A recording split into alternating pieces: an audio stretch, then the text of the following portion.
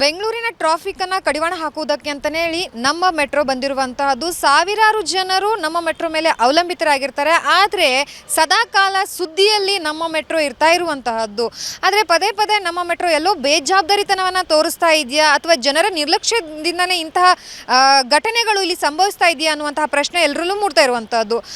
ಏನಂತಂದರೆ ಇವತ್ತು ಮೆಟ್ರೋಗೆ ಒಬ್ಬ ವ್ಯಕ್ತಿ ಹಾರಿ ಮೆಟ್ರೋ ಬರ್ತಾ ಇರುವಂಥ ಸಂದರ್ಭದಲ್ಲಿ ಮೆಟ್ರೋಗೆ ಹಾರಿ ಆತ್ಮಹತ್ಯೆ ಮಾಡಿರುವಂತಹ ಘಟನೆ ನಡೆದಿರುವಂಥದ್ದು.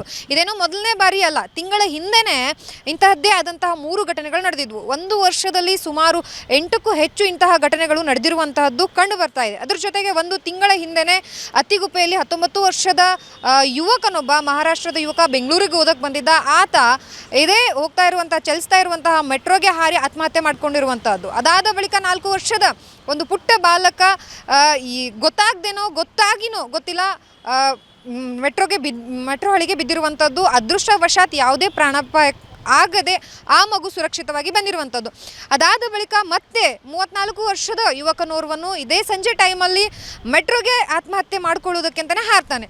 ಆದರೂ ಕೂಡ ಅದೃಷ್ಟವಶಾತಿನ ಆತನು ಕೂಡ ಪಾರಾಗಿರುವಂಥದ್ದು. ಅಂತಹದ್ದೇ ಘಟನೆ ಇಂದು ಕೂಡ ನಡೆದಿರುವಂಥದ್ದು. ನಾನು ನಿಮಗೆ ಎಲ್ಲಿ ನಡೆದಿರುವಂಥದ್ದು ಏನು ಅಂತ ಸಂಪೂರ್ಣವಾಗಿ ನಾನು ಮೆಟ್ರೋ ಸ್ಟೇಷನ್ ಮುಂದೆ ಇರುವಂಥ ಇಲ್ಲೇನೇ ಮಾಹಿತಿ ಹೇಳ್ತಾ ಹೋಗ್ತೀನಿ. ದೊಡ್ಡಕಲ್ಸಂದ್ರ ಮೆಟ್ರೋ ಸ್ಟೇಷನ್ನಲ್ಲಿ ಇದು ನಡೆದಿರುವಂಥದ್ದು.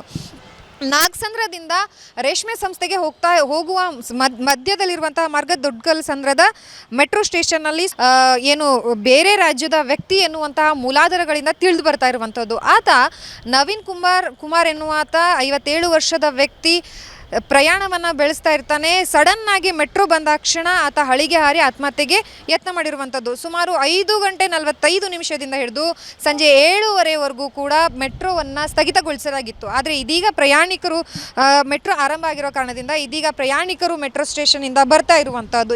ಇಷ್ಟು ಕಾಲಗಳ ಕಾಲ ಮೆಟ್ರೋ ಸ್ಥಗಿತ ಆಗಿರೋದ್ರಿಂದ ಒಂದಷ್ಟು ಜನರಿಗೆ ಸಮಸ್ಯೆಗಳಾಗಿರುವಂಥದ್ದು. ಆ ಕೆಲಸ ಮುಗಿಸಿ ಮನೆಗೆ ಹೋಗುವಂಥ ಸಮಯದಲ್ಲಿ ನಡೆದಿರೋದ್ರಿಂದ ಸಾಕಷ್ಟು ಜನರು ತೊಂದರೆಗಳನ್ನು ಅನುಭವಿಸಿದ್ದಾರೆ ಅಂತಲೇ ಹೇಳ್ಬೋದು. ಆದರೆ ಈ ಎಲ್ಲ ಘಟನೆಗಳನ್ನು ನೋಡ್ತಾ ಹೋದಂತೆ ಒಂದು ಕಡೆ ಎಲ್ಲರಿಗೂ ಪ್ರಶ್ನೆ ಮೂಡ್ತಾ ಇರುವಂಥದ್ದು, ಮೆಟ್ರೋ ಸ್ಟೇಷನ್ ಸಾವಿಗೆ ಜನರು ಈಡಾಗುವುದಕ್ಕೆ ಒಂದು ಹಾಟ್ಸ್ಪಾಟ್ ಆಗ್ತಾ ಇದೆಯಾ ಅನ್ನುವಂತಹ ಪ್ರಶ್ನೆ ಎಲ್ಲರಲ್ಲೂ ಮೂಡ್ತಾ ಇದ್ರ ಜೊತೆಗೆ ಎಲ್ಲೋ BMRCL ಕೂಡ ನಿರ್ಲಕ್ಷ್ಯ ವಹಿಸ್ತಾ ಇದೆಯಾ, ಯಾವುದೇ ರೀತಿಯಾದಂಥ ಮುನ್ನೆಚ್ಚರಿಕೆ ಕ್ರಮಗಳನ್ನು ತಗೊಂಡ್ರೂ ಕೂಡ ಇಂತಹ ಸ್ಥಿತಿಗಳು ಸಂಭವಿಸ್ತಾ ಇರೋದಕ್ಕೆ ಕಾರಣಗಳೇನು ಅನ್ನುವಂಥದ್ದು ಪ್ರಶ್ನೆ ಮೂಡ್ತಾ ಇದೆ.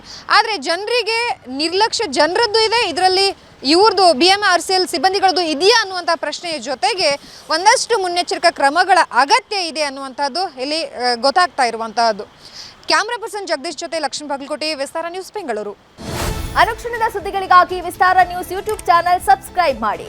ಹೊಸ ಸುದ್ದಿಗಳ ನೋಟಿಫಿಕೇಶನ್ಗಾಗಿ ಬೆಲ್ ಐಕಾನ್ ಕ್ಲಿಕ್ ಮಾಡಿ. ಲೇಟೆಸ್ಟ್ ಅಪ್ಡೇಟ್ಸ್ಗಾಗಿ www.vistaranews.com ವೆಬ್ಸೈಟ್ಗೆ ವಿಸಿಟ್ ಮಾಡಿ. ಅಂಗೈಯಲ್ಲೇ ಜಗತ್ತಿನ ಸುದ್ದಿ ತಿಳಿಯಲು ವಿಸ್ತಾರ ನ್ಯೂಸ್ ಕನ್ನಡ ಆಪ್ ಡೌನ್ಲೋಡ್ ಮಾಡಿ.